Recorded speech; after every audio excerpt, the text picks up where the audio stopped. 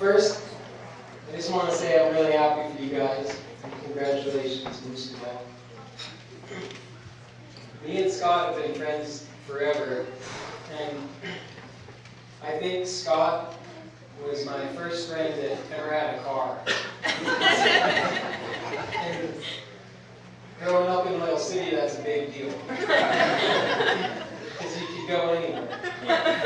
And we spent a lot of time driving around and skating and talking about music, but when he told me the wedding was happening, before I knew I was even going to be in it, I had this memory of one night. I was probably 15, he was probably 16, just had the car, and it was raining, and we were just driving around. We were super bored, we couldn't skate, and so we'd talk about music, we'd talk about skating, but we'd always talk about, like, I wonder if we're going to find girls.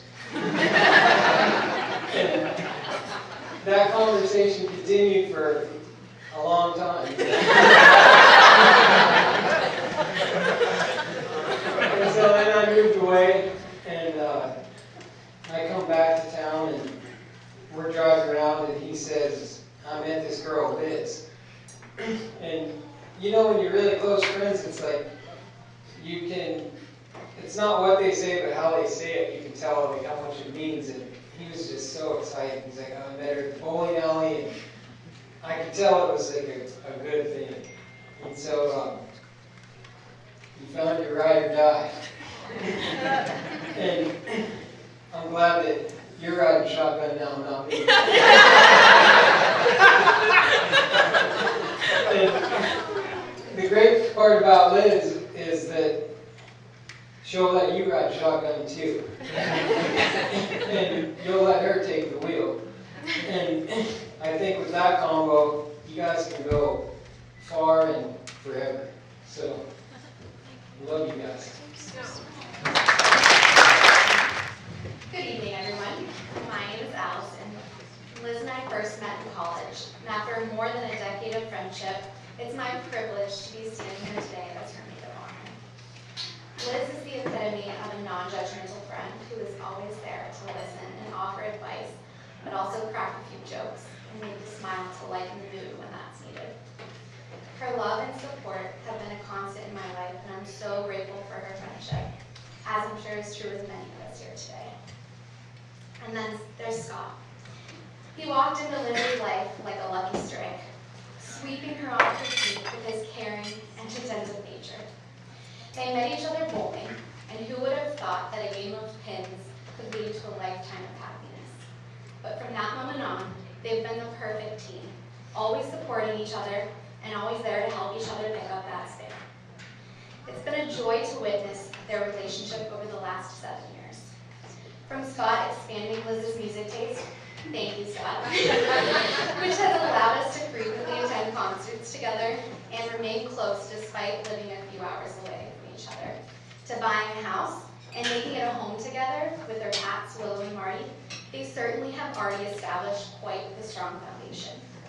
So I raise a glass to your future. May it be filled with happiness, laughter, harmony, and of course a few strikes along the way. To Liz and Scott, cheers. Hello. As you said, my name's Deemer. This is my beautiful daughter, Elizabeth. She was my first. She's been telling me for weeks to write something, and I'm not very good at writing stuff. Normally I write it right before I say it, and driving here I wrote down a few notes, so I may have to look at the paper, but I'm going to try and keep it as short as I can, but a few things I do want to say. Elizabeth completely changed our life. She was our first child. She was the easy birth. Everything went nice and smooth. Until about the first month we had some problems. She ended up with a heart monitor for about the first year that she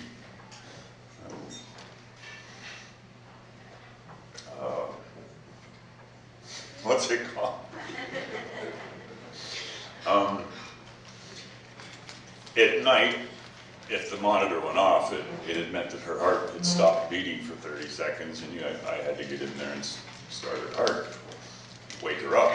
And that's not something that you really want to do as a first-time father.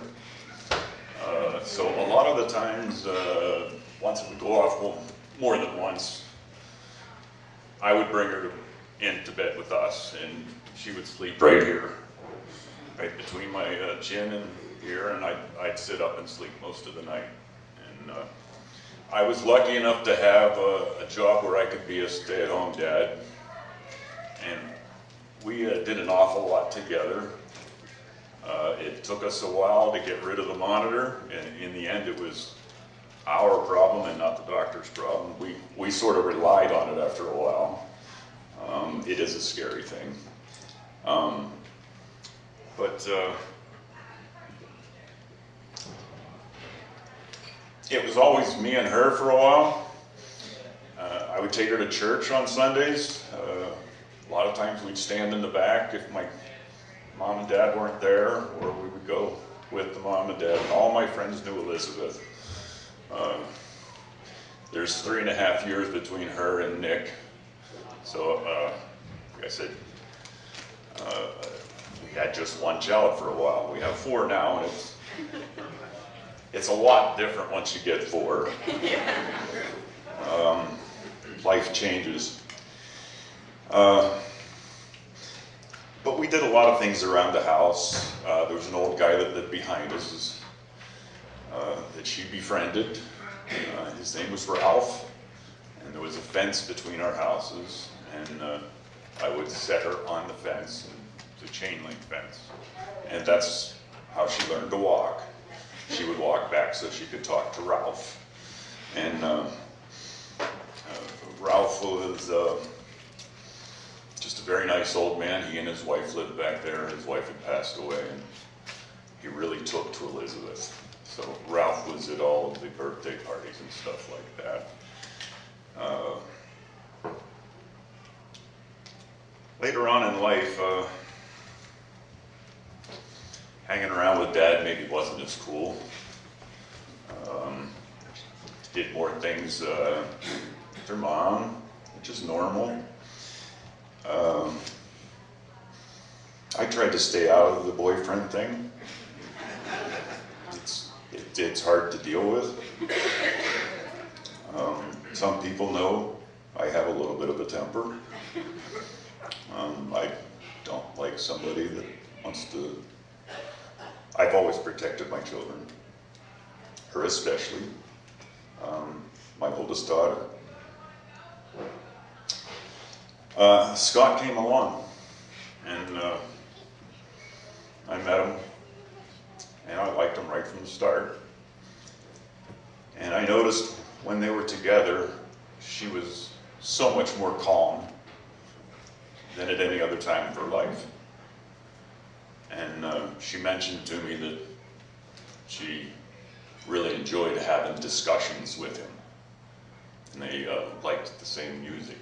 And to be able to sit down with your wife or loved one and have an intelligent conversation, and to be able to debate back and forth different things without hating each other is pretty good. They do have pretty much the same values. Scott is a very good man.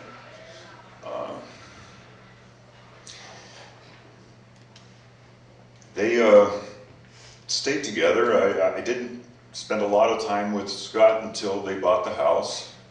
There's some things that needed done around the house, and I've been a landlord for 33 years. Scott basically wanted to help, and you know, he was all ready to go at it, and so we started working on the house, and Scott followed me everywhere. And I'm kind of a nut when it comes to working. I will stay until it's done, or stay until it's too late for anybody else to be around. I've had other employees and people walk off the job because it's time to go home. Scott was never that way. And I never had to explain things to Scott more than once. learned things. He wanted to do things. He was very intelligent right from the start. I ended up buying him his own tools. It's to the point now where Scott can go and do just about anything I can. And there have been times when I've thought about calling him and sending him to one of my houses to do work. If I do retire, he's the one that's probably going to end up taking over. But he would never complain. We did a lot those first couple of years. And I really, I honestly liked the man. Couldn't find anything wrong with him, except the fact that he wouldn't ask her to marry him. But I was fine with them living together. It was a great comfort to me and Lisa that she was with Scott. I didn't have to worry about her anymore. Now, I still, as a father, worry. But there's a worry, and then there's a worry. There's two different types, and you fathers know what it's like. But I had all the confidence in the world that Scott would be able to handle anything that came by. And I knew my daughter loved him. I knew Scott loved her. And as far as I know, Scott and I have never had a terse word between the two of us. And I plan on keeping it that way. He is a very good man. If you don't know him, you should get to know him.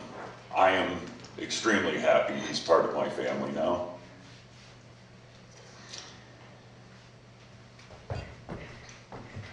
And that's the end of my notes. But I am very happy. And I want to thank you all for coming and sharing with their special day. And when making CDs became a thing, she made me a CD of our favorite songs. And there was 9 or 10 songs. There was one that was by Clint Black. It was Put Yourself in My Shoes. And she'd always say, Daddy, will you play the shoe song for me? Or will you play Hey Jude? I want to hear Hey Jude. And so it was kind of hard for us to pick out a song, but I just basically let it up to her. And we chose Don't Take the Girl by Tim McGraw. So this is about as country as you're going to get today. But it was either country or something that didn't mean something to us. And right. This song's just my whole life. I knew that this is the song I was going to dance with my dad to on this day. So music has meant an awful lot to us. Lisa and I bought a huge stereo system when we were pregnant, and a Nintendo. So we sat and played Nintendo and played all kinds of music. And she grew up listening to our music, and now she's listening to a lot of stuff that, believe it or not, I'm starting to listen to. And I really do like what she has changed into. She's grown into a beautiful woman in front of my eyes. And I can't believe what I saw when I turned around and looked at her coming down the steps today. It made me a very proud man. So